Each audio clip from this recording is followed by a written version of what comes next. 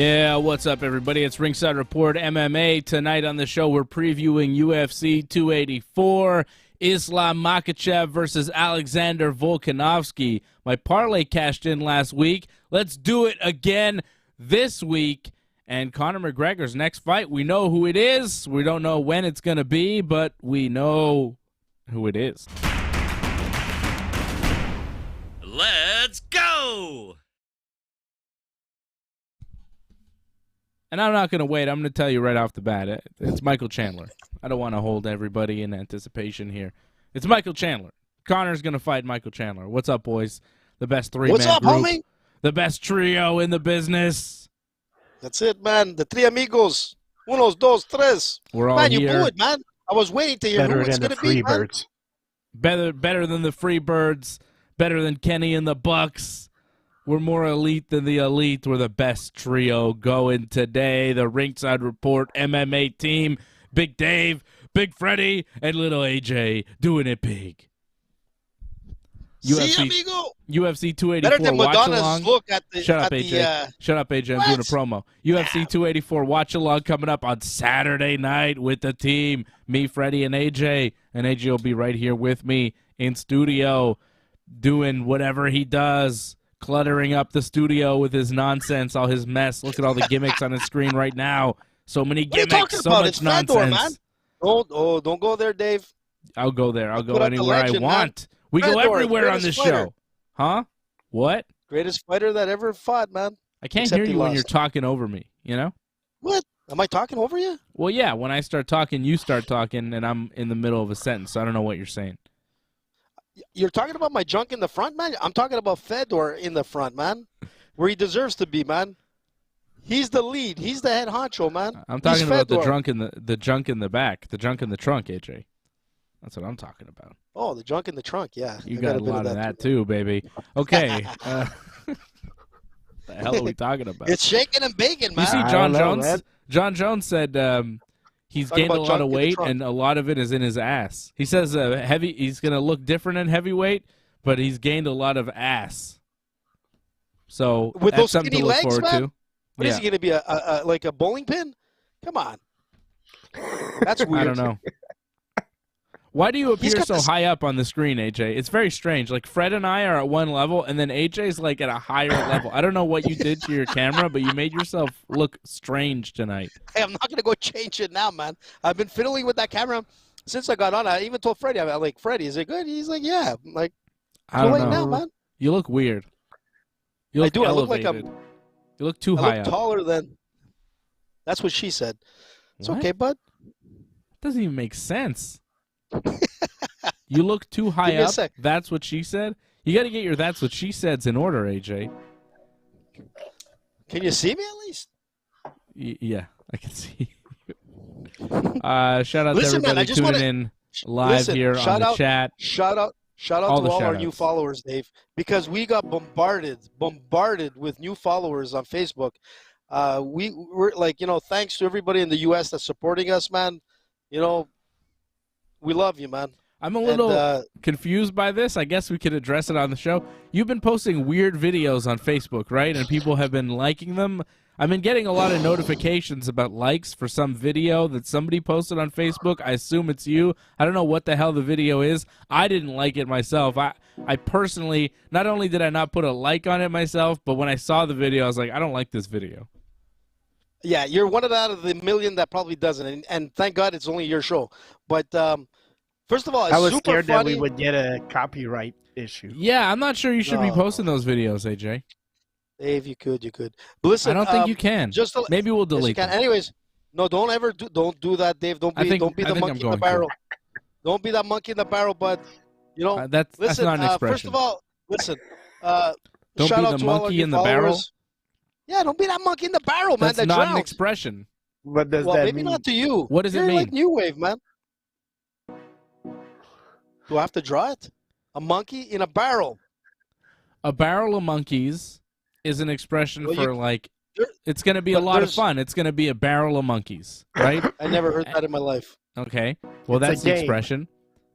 And you could also get a barrel of monkeys, which is, you know, like the game with the toys, the plastic monkeys. Exactly. Being the monkey in a barrel, I've never heard that expression, and I will challenge you on that being not a real expression, but an AJism. It's okay, bud. You're allowed to, man. You're allowed to. But most people in England will agree with me. I'm just saying. That's okay, always Dave. What you say when you say something that doesn't actually mean anything. When you say things that mean nothing, you tell me, oh, people in England will agree with me, which is ridiculous. It's not true. Man. And it's a cop-out. Because like, we don't have somebody in England offhand to be like, hey, do you agree with AJ? You know, Fred's not British. Anthony's there. Listen, we got Wally and all that, like, you know, our regular listeners. Wally is from Ireland, and I don't know how many times I have to tell you, Ireland is not in the UK. Northern Ireland is, but where Wally lives... Listen, I'm going to tell you, every time they come on, they're usually like, no, AJ's right. AJ, so far, man, they're on my side. Tony Mack out in England, he's a viewer and a subscriber and a member over at join.ringsidereport.net. Tony Mack is in England, and he...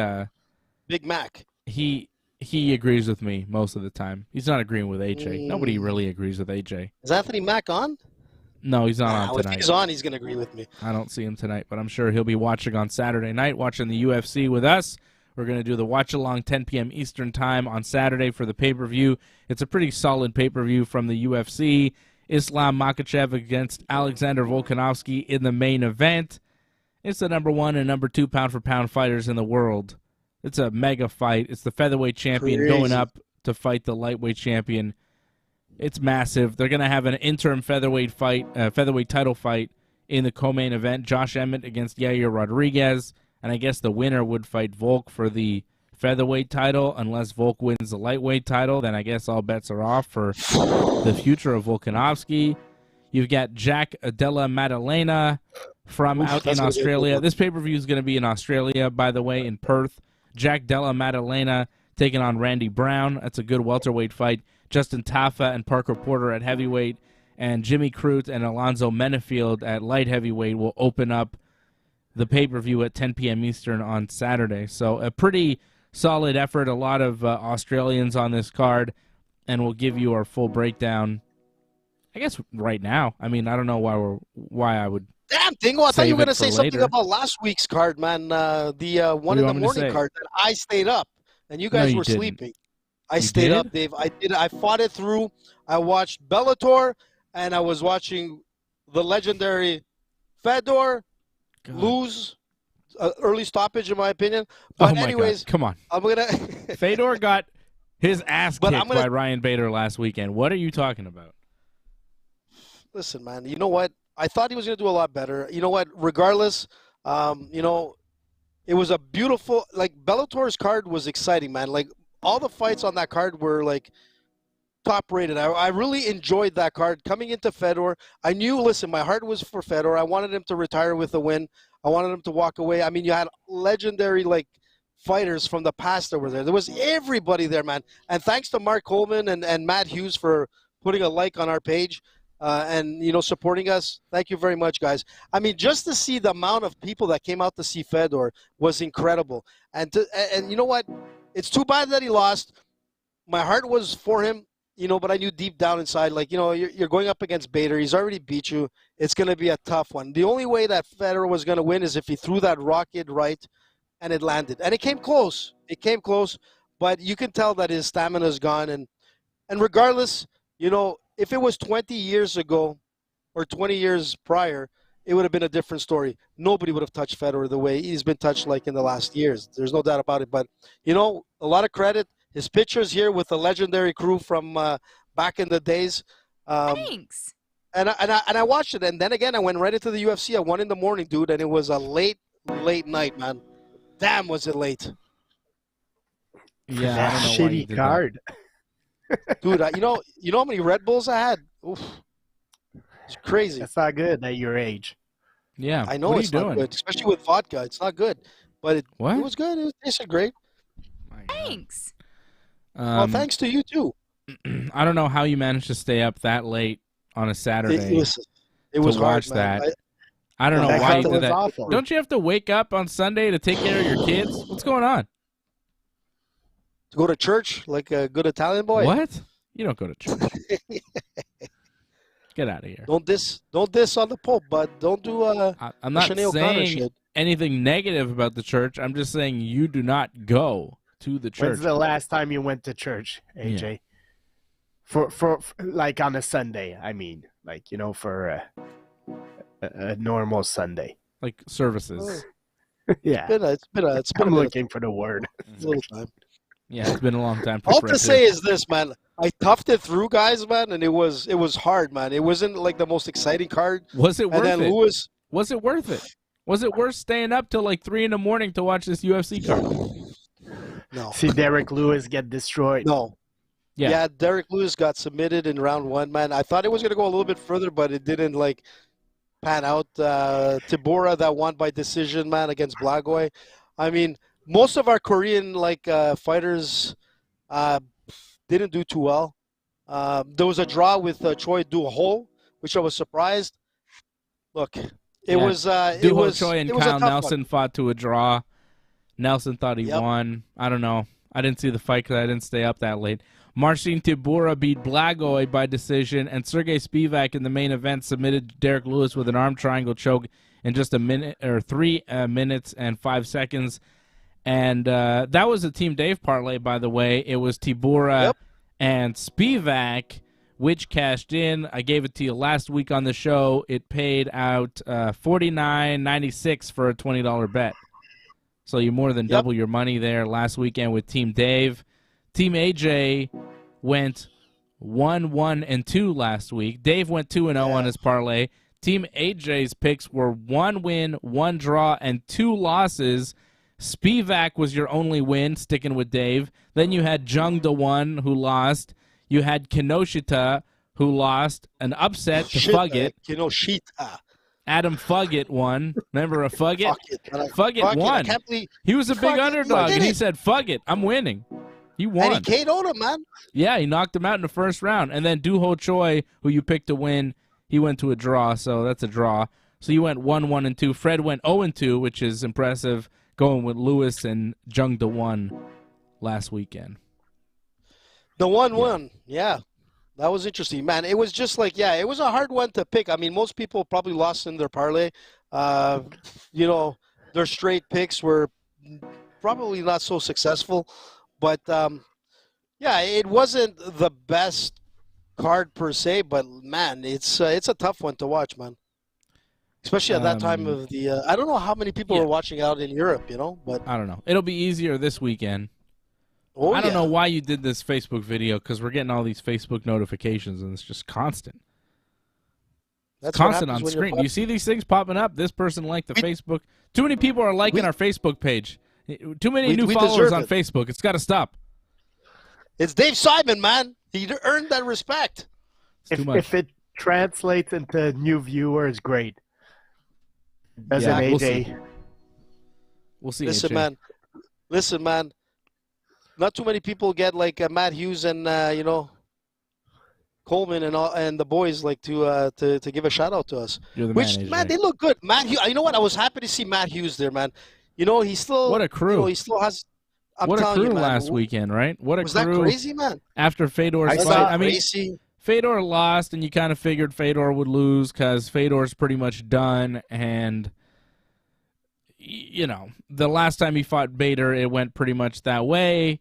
Got knocked out in the first round. Same thing happened here. It's a retirement fight. When you say you're about to retire, chances are you're going to lose that fight. Like if you say you're done, chances are that fight when, it's over, you're not going to win. That's what I think. You don't think so? Well, I mean, if you're already, I agree with you. If you're already saying I'm retiring, you're halfway out. I mean, come on. You know what? Listen, for most fighters, I would agree with you. With Fedor, there's always that possibility where he can pull it off. It's too bad he fought Bader. I mean, okay, he was going for the title, whatever.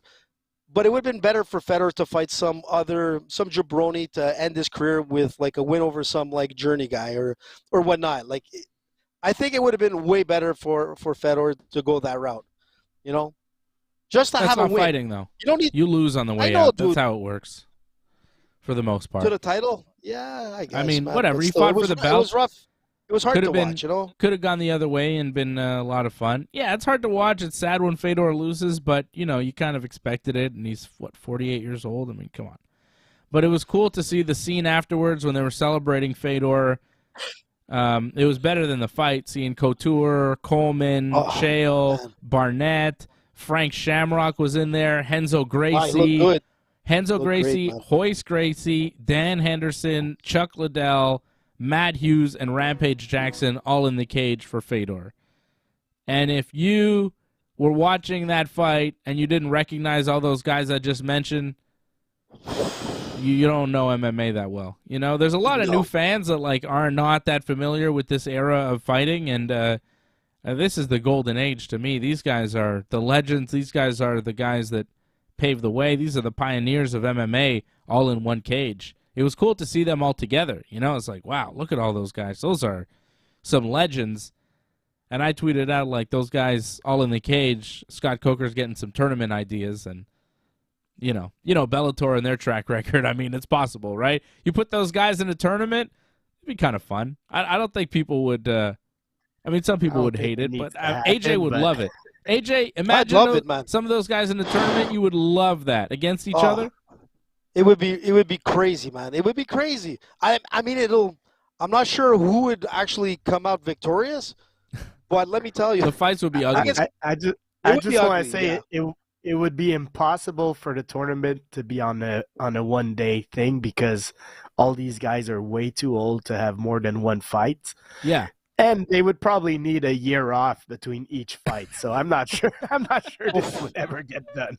Well, look at Chuck Liddell. Just do it over 2 or 3 years. Just take your time, and it's the end. Too old at that point. It's the end. Call it the end of the road tournament. Have it over 2 or 3 years, and that all these guys in the tournament, when they lose, it's over. It's the end of the road. They're retiring for sure from MMA. They're already listen, they've gone past the end of the rope. I mean, I was going to say, look at Chuck Liddell, and I love Chuck Liddell, man. Dancing with the stars. He was dancing like a superstar and everything. He was in shape. But coming into the ring on Saturday, man, I'm like, damn, Chuck, you had too many $2 Chucks and a lot of I don't want to say, man, a lot of Popeye flying in your system. Dude, he was big. He got big. Chuck, he had a fight with Tito Ortiz, his last fight with Tito Ortiz, and Tito beat the shit out of him. And that's not Chuck. I mean, that's not supposed to happen, No, not the Chuck Liddell, man. No, Chuck's long done. But, hey, put him in there against Renzo Gracie. You never know what might happen. Oh, well, Renzo looked good, man. He looked in shape. Yeah, but I don't know. Renzo and Chuck today. Yeah. How does that fight work? Rampage against, Josh Barnett. What does that look like? Honestly, in that tournament, of those guys, I think Josh Couture, Barnett wins that tournament. Yes, I was about to say that. I think Barnett probably wins that tournament still with Renzo and Dan Henderson, though. You can't count out Dan Henderson. He lands that H-bomb, it's over, baby. Yep. He looked good. Yeah, Hendo always looks good. That guy's the best. It was cool. It was cool to reminisce. Frank Shamrock looked good, man. But I didn't realize he didn't look as big as he used to, man. Compared to those guys. He's a little small for that tournament. He's a little small, right?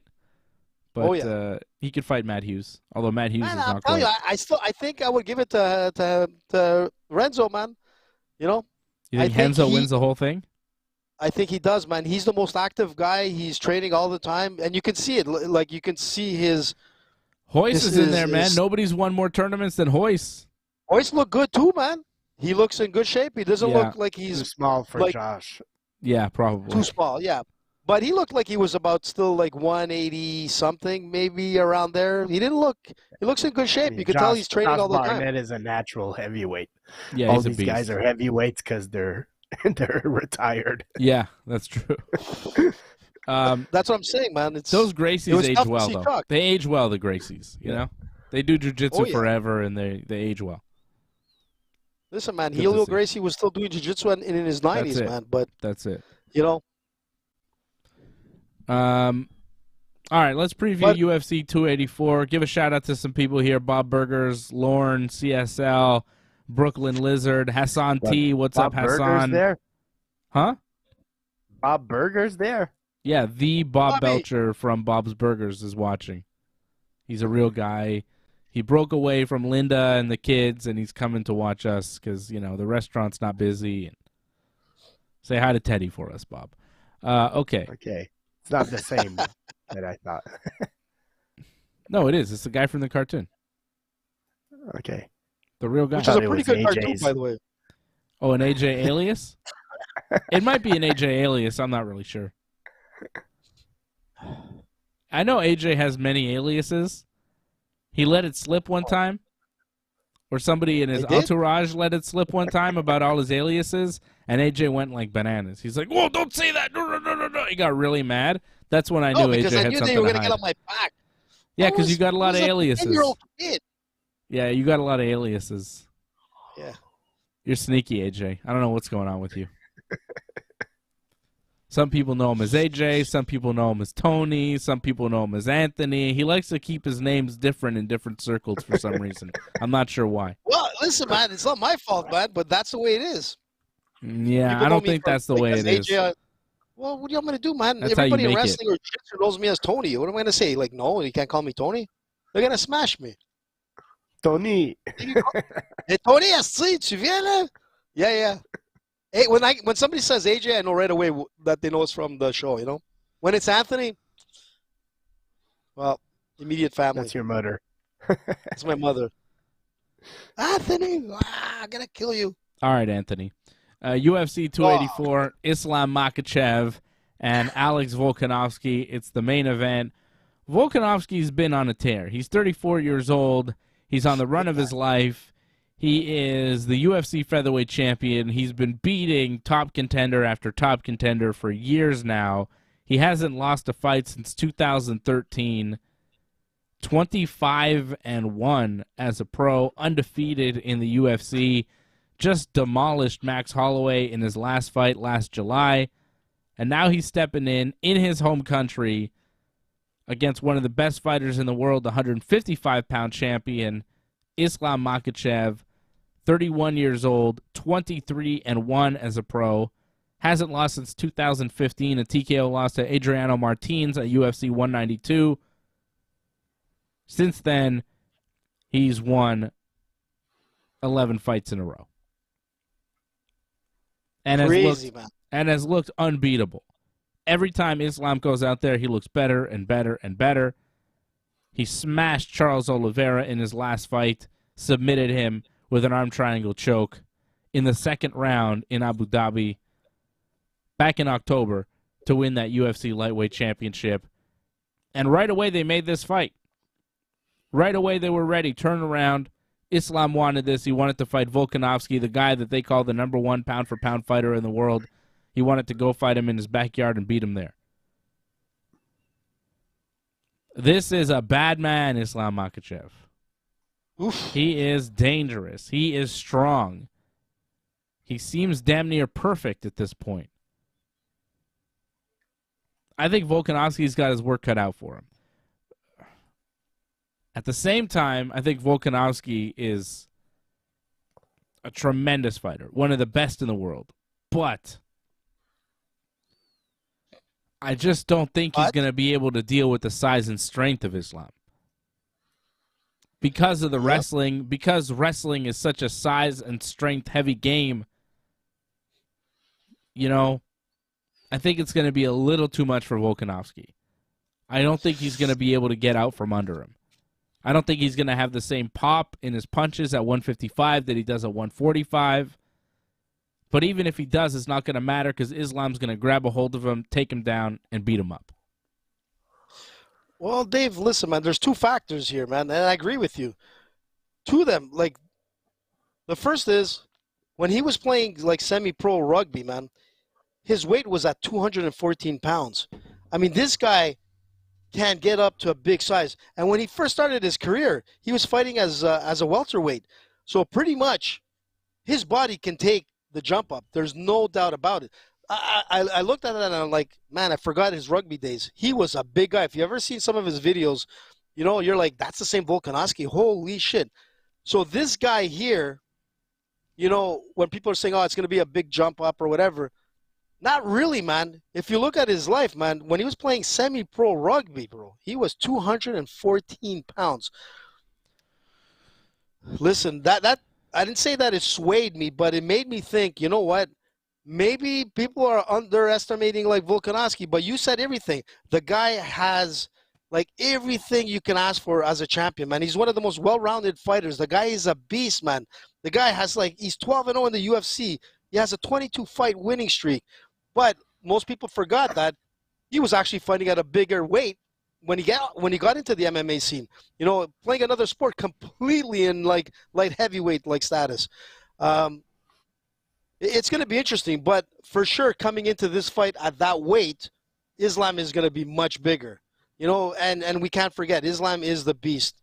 You know, Islam has everything you can think of. And remember who his training partner is. He's got Khabib. You can't get any better wrestling than Islam has. And not to underestimate, like, you know, Volkanovski, his wrestling is phenomenal, but it's not at the same elite level like Islam at this point anyways. It's going to be tough moving up in some sense, but maybe not as tough as most people think. I mean, Volkanovski's a tough guy. He's going to give a good show. Like, I expect this to be a decent fight. But in the end, I'm going to go with Makhachev to win. Like Dave said, the size is going to be an issue. I feel Volkanovski is his frame. You know, like you say, he's a big guy and all that. Yeah, he could pack some muscle, but he's just 5'6". You know, he's not that tall. They do have a similar reach, I see. So the reach is pretty similar. Mm-hmm. But I'm still going to go with Makhachev, like 5'10" against 5'6". That's a decent difference.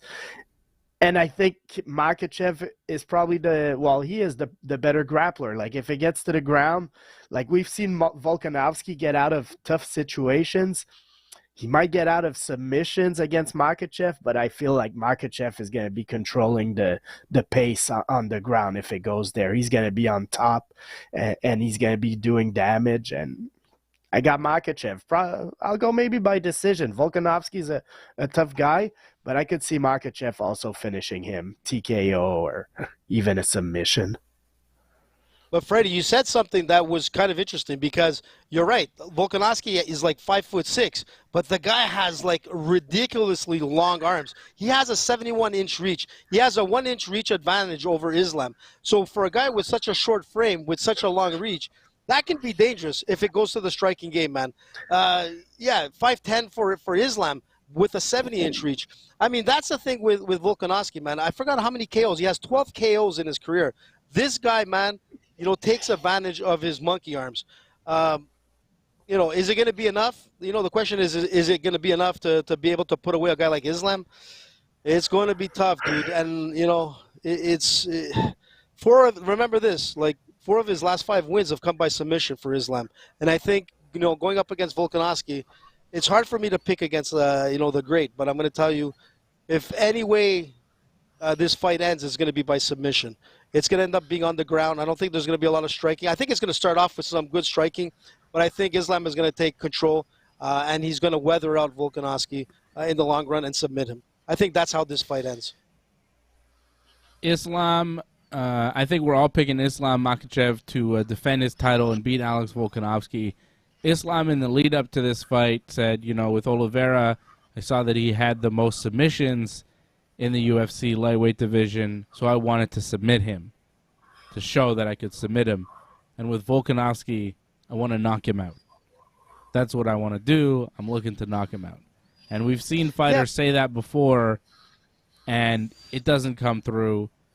But Islam Makhachev, there's a conviction, there's a belief in his abilities that you don't see with other fighters. He is not talking trash. He is just stating facts plainly. He says, I'm a good fighter. Yes, I'm going to beat Volkanovski. Yeah. It's not because I'm the best fighter. It's not because I'm the best. It's because I've been training my whole life for this. I train all the time. I don't drink. I don't smoke. I don't do any bad things. Just train. And he's just so serious in his preparation, in his discipline, that it's not even discipline. It's a lifestyle. It's not like he's got temptations to drink or whatever party. He just wants to train. He doesn't give a shit. This guy, Islam Makhachev, is not like most of the fighters in the UFC. These Dagestan fighters, this Khabib crew, they're not like most of the other fighters in the UFC. It's a difference. And that's why I think Islam is going to knock him out. Because I believe this guy. This guy is deadly serious and scary as hell. I don't think so. I think he's... I believe in Islam. I believe that... Well, I don't believe in Islam. I'm Jewish. But I believe in Islam Makhachev. You know, just to be clear. But Islam Makhachev, I think, is fantastic. I think he's going to win, and I think he's going to knock him out. And the knockout right now is plus 350 at bet99.com. Makhachev by decision plus 160. That's the most likely outcome according to the odds makers. Submission plus 190, which I could see going down as well. But when Islam says I'm going to knock him out, I believe him. So I'm going to go with Islam by KO plus 350. I'm not going to say it's going to be a standing KO where he catches him with one punch clean and knocks him cold, but I could see him taking him down, and instead of going for submission, just punching and getting a TKO victory. I've got Islam by knockout. Well, he's ferocious in ground and pound. There's no doubt about it. But I really think that a lot of times they talk a certain way to like off throw like their opponents. You know, I don't think it's going to be much of a striking game. I think it's going to be mostly a grappling game. And when you think about it, you know, Volkanovski, when his defense is not the greatest in takedown defense. I mean, he was taken down by Chad Mendes. He was like he almost got submitted twice by Ortega. And now you're coming up against a guy like Islam, dude. You know, the striking is going to open up. If Islam is able to take top control, I agree with you. His ground and pound, like I said, is ferocious. He's dangerous. He's going to probably stop you. But if it gets to the point where he's able to take Volkanovski's back, he's going to choke him out, just like he did to Oliveira. It's a Dagestanian thing, man. It's the trademark. The trademark is submission. The trademark is not knockout. They want to end it with submission because every time you submit, you think it could be, and that's what it comes down to. I just love his demeanor, Islam. He's got this cold he's a robot. way. He's just fantastic. He's a killer. Scary, dude. Yeah, scary. He's great. He's great. And he's going to move up, too. He says, like, as soon as he cleans up this division, he's going up to the next. Now, that's scary talk, dude. Like, yeah, that to me is the fight. Like, that's the more interesting fight because I think Islam can probably beat every 155er and 145er that decides to come up, right? Like, that's whatever. But can he beat the 170 fighters? And again, I think probably.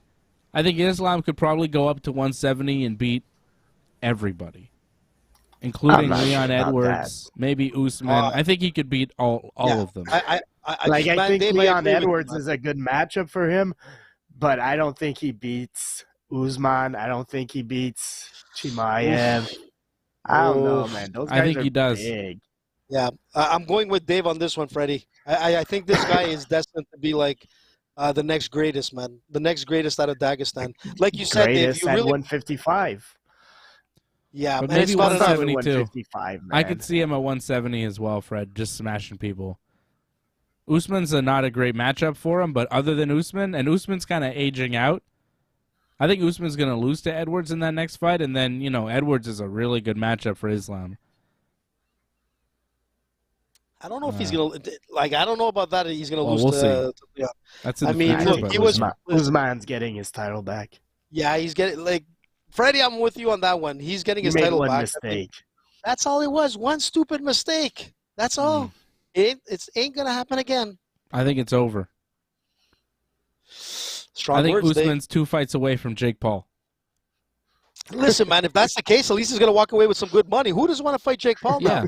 No, I think, I think his MMA run, like, he's 35, 36 now, Usman. Like, he's getting, you know? It's I think it's Kevin Holland who was bitching about what Logan Paul pays to fighters to promote that energy drink there. That's what I was saying. It's pretty low.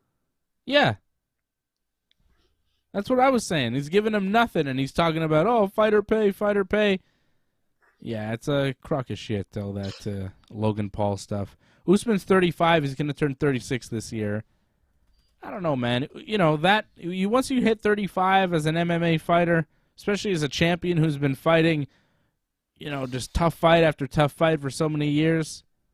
Leon Edwards is 31. I just think maybe it's Leon's time, and Kamaru's kind of fading out because listen, can't Dave, last forever. It's hard to say that because it's not like Usman wasn't winning that fight. He was winning every round, and he wanted just till that one mistake. And you know what? Shit happens. We've seen that many times in fighters where they fucked up, and you know, things went sour. But if you had to look at if Usman was like fighting so badly in that fight and he lost, I'd be like, yeah, I can agree with you, Dave. But because he was dominating that fight and he got caught with stupidity, I still think he's the better fighter. Yeah, he's going to come back and he's going to avenge, right? Maybe. It's in England, though. It's not going to be easy. God bless the Queen, man. And he just got knocked out. Like, that knockout wasn't that long ago. They're not waiting that long between fights. What? It's a king now. Yeah, it's a king. God bless the king, he said, God bless the Queen, but she's not there no more. King Charles. Shout out to the real king. Charlie. Shout out to the real king, the king of Memphis, Jerry the King Lawler, who had a stroke this week. Long live the king. What? We love you, king. He's the real king. I don't want King Charles on our money. I think we should have King Jerry Lawler on our money. Replace the Queen. Come on. We love him. Yeah, good point, Dave. All right. Islam Makhachev is our unanimous pick to win over Volkanovski. I've got him by knockout. AJ's going by submission. Freddie, what's your method of victory? Submission? Decision? Well, I pretty much said that all three possibilities were. I got Makhachev, so I said I could see like Volkanovski toughening it out. And you know what, man? I'm going to go by decision because Volk is a tough guy, and he's tough to submit. He's tough to finish, so I'm going to go by decision. Yeah. Makhachev, 50-43.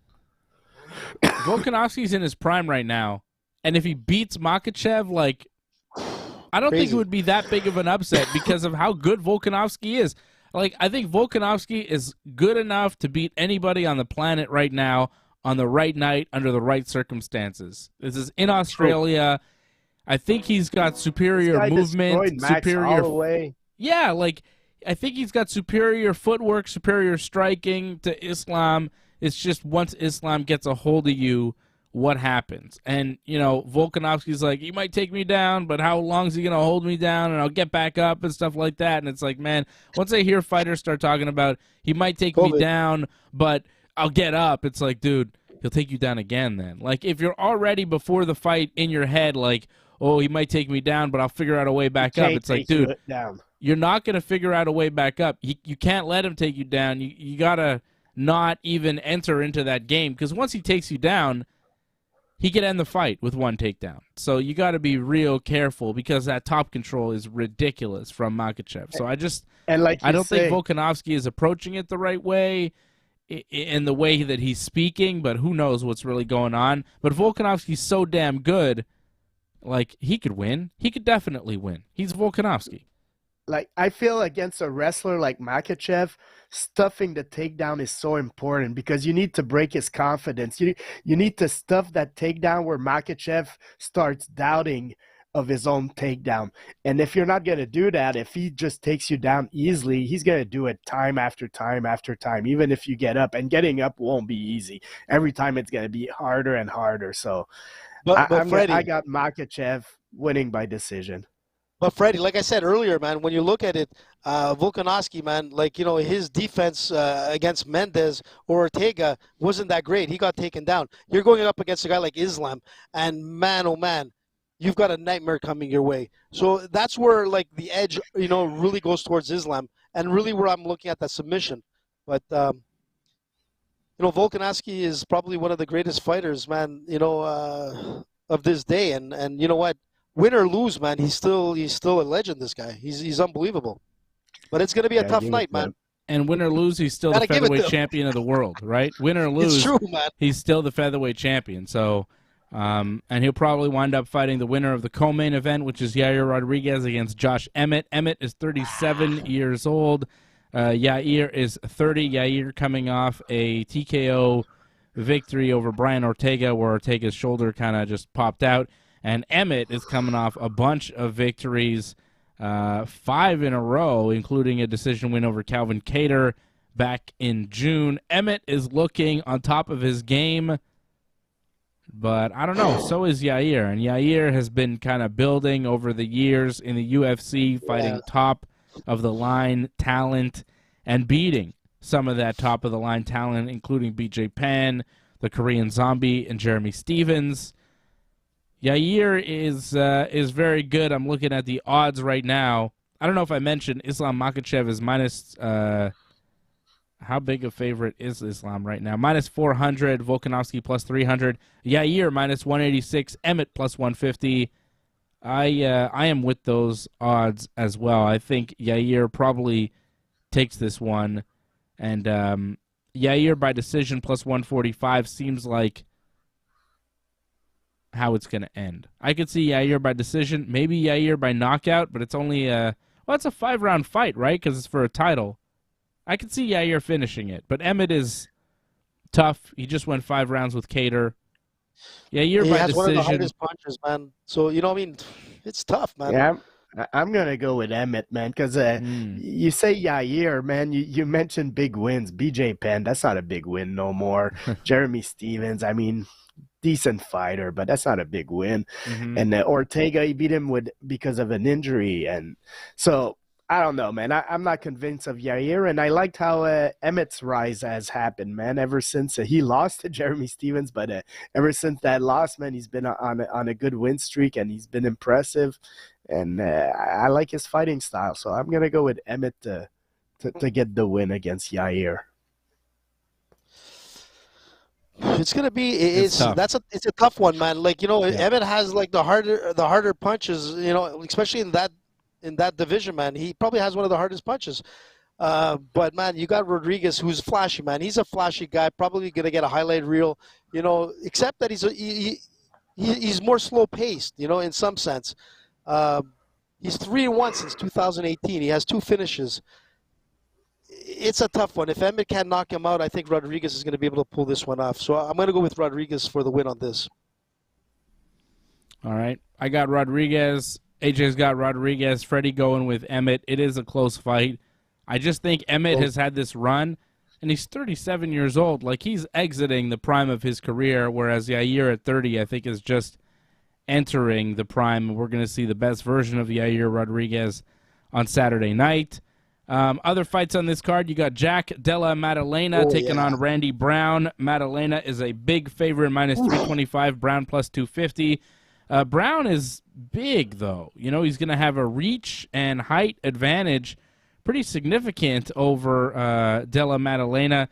Brown stands 6'3", with a 78-inch reach. Maddalena 5'11", with a 73-inch reach. Maddalena has very good boxing, very accurate punches, but that reach and size disadvantage may be a problem for him. Della Maddalena has won 13 fights in a row, including 3 straight in the UFC, all last year, where he made his UFC debut with 3 TKO wins in the first round. So he was smashing through his opponents, but the opponents weren't to the level of a Randy Brown. So this is going to be a big step up in competition and a tough matchup stylistically, I think, for Della Maddalena. So it's a step up.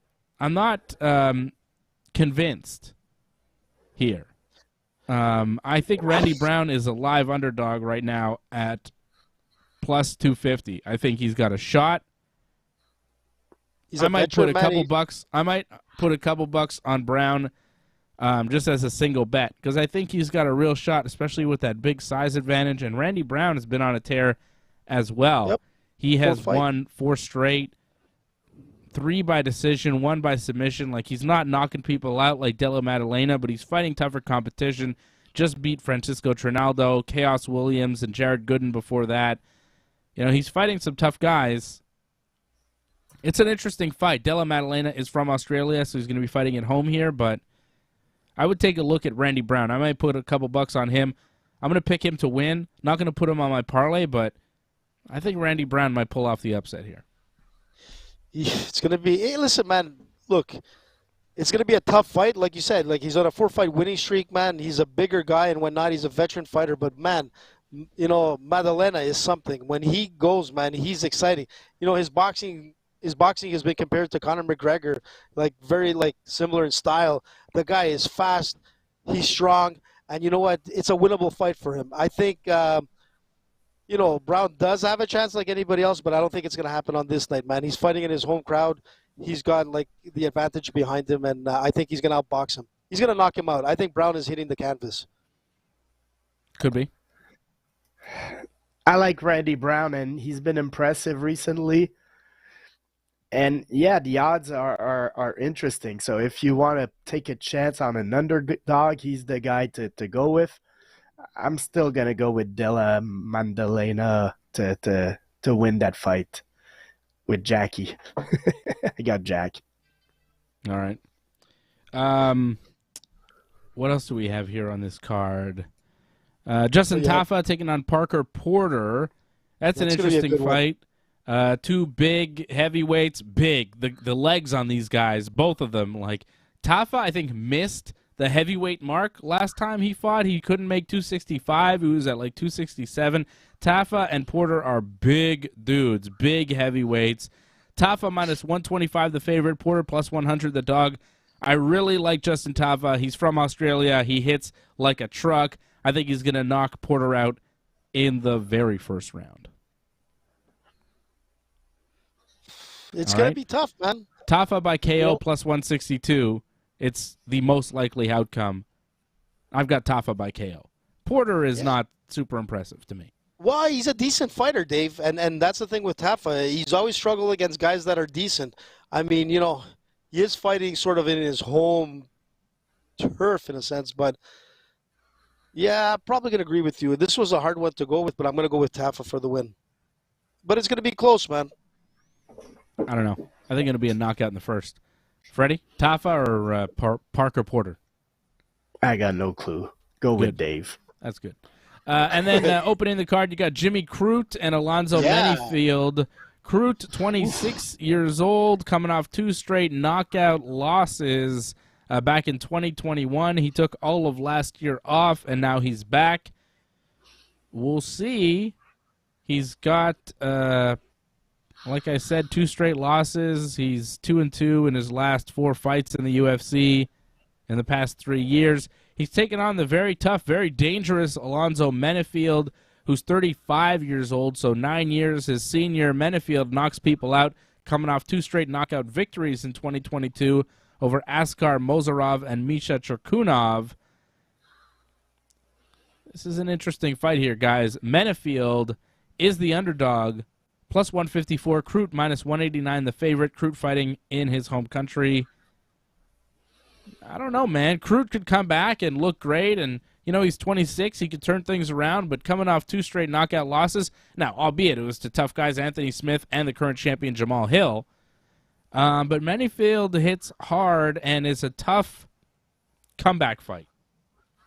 You know, when you haven't fought in over a year, you got knocked out in your 2 last fights, you're coming back, you're fighting at home, and here's Alonzo Menifield who just knocks people out.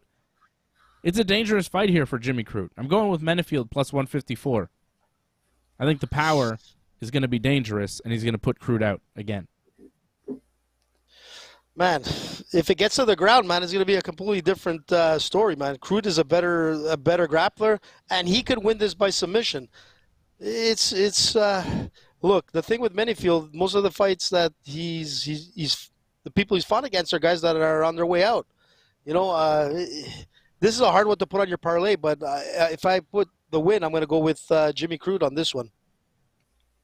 All right.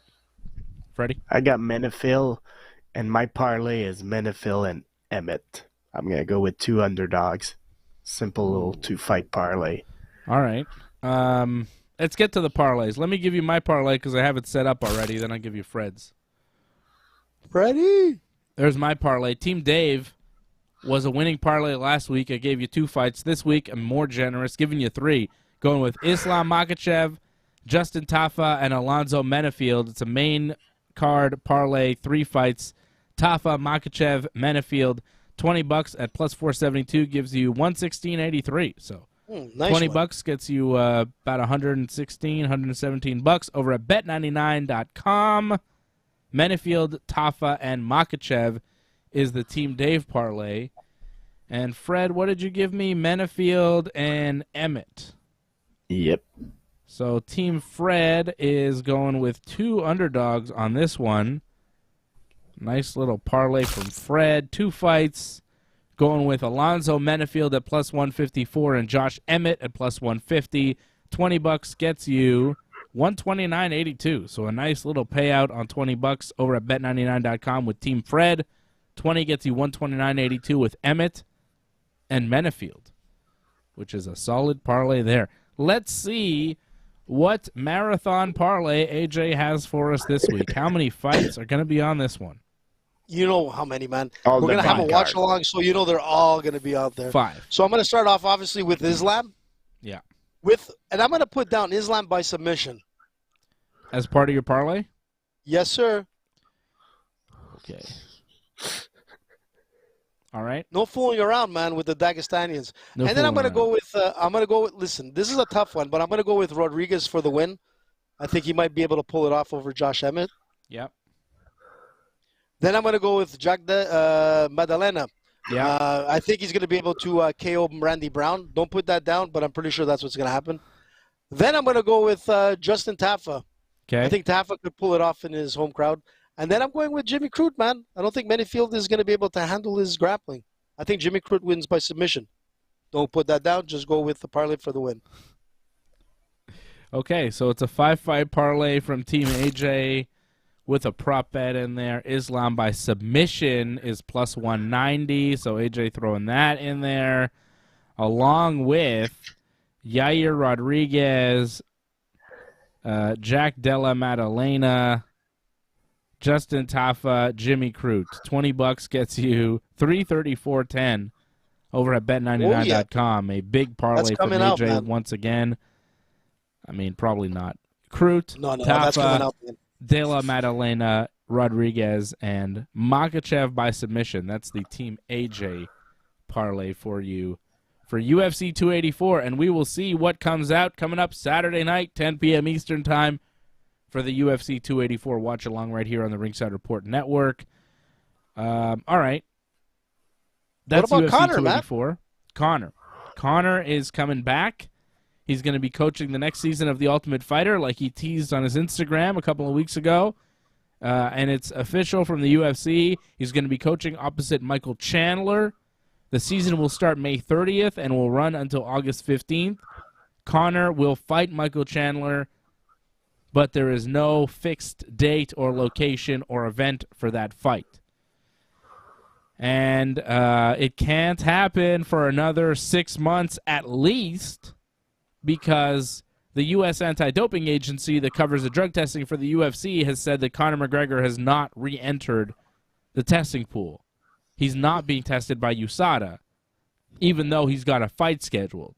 He will need 6 months and 2 negative tests before being allowed to fight, which means that if he wants to fight by August, he's got to enter this testing pool like now. So August 15th is when the season ends. If Conor wants to fight by end of August, maybe September, he's got to enter that testing pool by March 1st. It's going to be tough, man. Time is ticking for Conor and USADA. So that's, the backstory to all this is that, okay, Conor's announced he's coaching Ultimate Fighter. When are they fighting? Don't know yet. Well, why don't you know? Well, many reasons. We got to figure out a date, and we don't have a... Yeah. But Conor's not being drug tested, so he can't actually fight for the UFC. UFC's not telling you that. USADA's telling you that. But that is an interesting backstory to all this, is that Conor said he was going to re-enter the drug testing pool like a few months ago, and then didn't, and apparently still hasn't. Suspicious. Well, if you say that the Ultimate Fighter is scheduled to finish in August, you said, I could see them fighting only at the end of the year, whether it's October, November, or December. So I think that fight's gonna get made, because why would they make the Ultimate Fighter if the fight doesn't get made? But I could see it happening only at the end of the year. So yeah, Conor Chandler, fun fight. Hope the Ultimate Fighter is gonna be good. Chandler seems like a respectable, like a respectful guy. You know, he doesn't seem like the guy that does that much trash talking. But we'll see. We'll see. Conor, we know Conor's gonna bring it. Yeah. Will you watch? And Chandler as well, man. Nobody more exciting than him. The highlights. What? Yeah. Are you joking, Freddie? Come on. Oh, I'm not watching that, man. Damn right we'll be watching, man. It's going to be super exciting. It'll be nuts. If Conor McGregor can't bring you back into watching The Ultimate Fighter, who could? Like, are there a pair of coaches that be like, oh, yeah, I'll watch that? No? Nobody? No. What if it's like Brock Lesnar and like Roman Reigns, and they will fight at the end of the season? No, still no. Jesus, that's a they would have to be one of the students. Like Roman Reigns can't be a coach. How about Brock Lesnar and Bobby Lashley, and they fight for real at the end of the season? That could happen. I'll watch the fight. I won't watch the Ultimate Fighter. Just give me like the 2-minute promo before the fight, and I'm good, man. Yeah. I'm ready. Wow.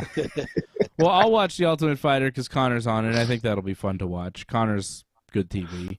But the fight, man, the fight is just the fact that he hasn't entered the testing pool, and he has to enter the testing pool, be in the testing pool for 6 months, and also test clean the whole time. Like they say, a minimum of 2 clean tests. That means he's got to be tested twice, and they both have to be clean. But USADA, over 6 months, is probably going to test this guy a ton because he's been out of the testing pool for so long, and he's going to have to test clean for months and months and months, at least 6 months, until the fight happens, and then, who knows. But I don't know, man. He's got to test clean, and the fight can't happen till August at least. But usually when the season of The Ultimate Fighter ends, like they do the pay-per-view soon after with the coaches. Like it should be August, September. So you're talking about December or whatever. Like that's not usual for The Ultimate Fighter coaches. I said towards the end of the year, October, November. Like, ideally you want it right at the end of the season, but they'll figure a way to make it work, man. And if Conor wins, he's for sure getting a title shot. Right? Oh, yeah. Against who? Islam? Yeah. Or Volkanovski, I guess. I don't think he wants that. That would be massive. That would be huge for Conor. If Volkanovski wins and Conor beats Chandler, like that's a good fight for Conor. Volkanovski, like that's a much better fight than Islam. Islam is a terrible matchup for Conor, but Volkanovski, plus Volkanovski's a featherweight champ. Conor was a former featherweight. Like, that fight would be massive. But the storyline will be better with Islam, Dave. Let's be honest. I mean, you've got Khabib there. You've got the last fight. You've got a lot of, the craziness that happened. The build-up to that fight with Islam would be insane. It would be just like, Khabib 2.0, man, all over again. Yeah, but the fans... The fans would know what's up. The fans would be like, yeah, but Islam's going to destroy you, dude. Let's be real. But with a Volkanovski fight, it'd be interesting. It'd be more interesting because the style is a little easier for Conor to deal with. But let's be real, man. Conor's going to lose to Chandler. I don't think so. I think he's going to beat him, and then Chandler's going to retire. Yeah. Listen, Chandler, man, you got to give him, you got to give it to him, man. I mean, this guy came over 2 years. He's fought everybody, the best of the best. Super exciting fights. This guy came into the UFC and he delivered, in my opinion. Win or lose, Chandler is an awesome beast. You think Conor beats him? Yep. Yeah, I do too. Fred, you don't think he wins, eh? You think Conor's going to lose again? I mean, I need to be convinced that Conor He's going up against a Conor southpaw, man. It's going to be hard, dude. It's going to be hard for Chandler. Well, we know the opponent now, so at least we have that. That's pretty good, and we'll see at some point this year they should fight. Conor McGregor and John Jones both fighting this year. It's good for the UFC. It's good for us. I like that. Junk in the trunk, man. Let's hope there's no picograms. Junk we'll see in the trunk. I don't think AJ knows what that means. Jorge Masvidal announced that he's got a Gamebred boxing event. Did you see this? Yeah, Roy Jones, Anthony Pettis. That fight card's not bad. Yeah, it's an interesting fight card. Roy Jones and Anthony Pettis in a boxing match in the main event. He's also got Jacare against Vitor Belfort in a boxing match. Well, that could be good. Jeremy Stevens against Jose Aldo. Nice. Paul Daly against Anthony Taylor, and Pro Gonzalez against Gina Mazzani. So it's not a bad little boxing card he's got there. Interesting. Good.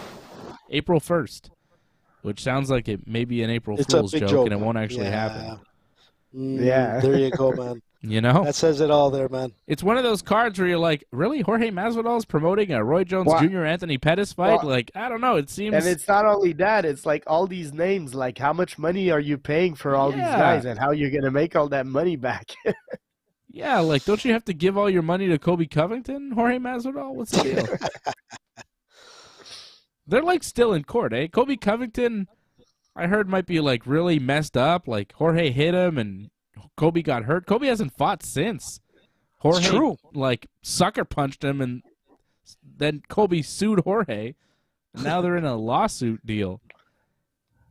Kobe might be fucked up. I don't know. Man, oh, man. All right. Max Holloway is going to fight Arnold Allen April 15th in Kansas City. That's pretty good. That's a good fight right there at featherweight. Arnold Allen's making his way up. And Kevin Lee re-signed with the UFC. I'm surprised, man. He's back. It's not something you see every day, right? A guy get released by the UFC, kind of go around, do different things, and then come back. Well, we saw that with Pat Cote, man. Remember? He was gone. He was released. Yeah, that's true. He did the tour in Brazil. He did really well. He won the championship, and then the UFC brought him back. I mean, you can come back. There's a few other fighters that are just circling now that I love to see back in the UFC.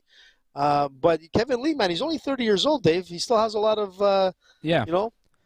I was just surprised to see him back without, like, a fight announcement. You know, like the UFC brought him back and they signed him and they don't have, like, a fight for him. Usually when they bring somebody back, they have a reason, they have a fight specific, but they didn't announce anything. They just signed him back. So good for Kevin Lee getting a new contract with the UFC. And that's about it, guys. We're going to be back on Saturday night, 10 p.m. Eastern Time for the UFC 284 watch-along. We'll all be here. We'll be watching the fights. I'll be back here tomorrow night with Johnny North for Wrestling Uncensored. We're going to preview the Elimination Chamber this weekend.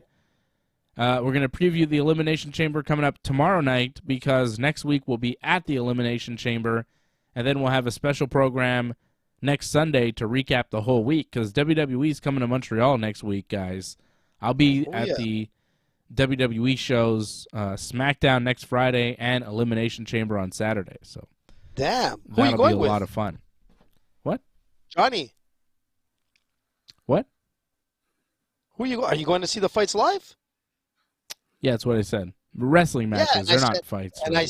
I said, oh, they are fights, Dave. Come on.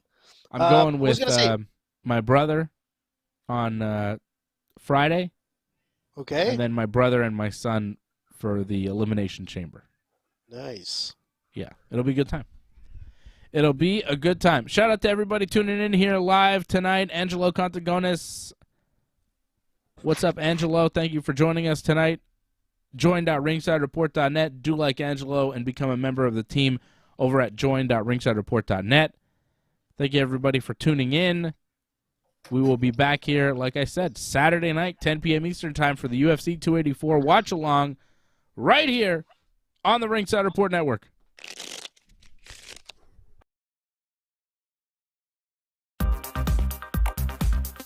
Please join in and give your support to Ringside Report Network. We've been providing expert coverage and commentary on both pro wrestling and MMA for over 15 years. Go to ringsidereport.net/support to find out more ways to support the channel.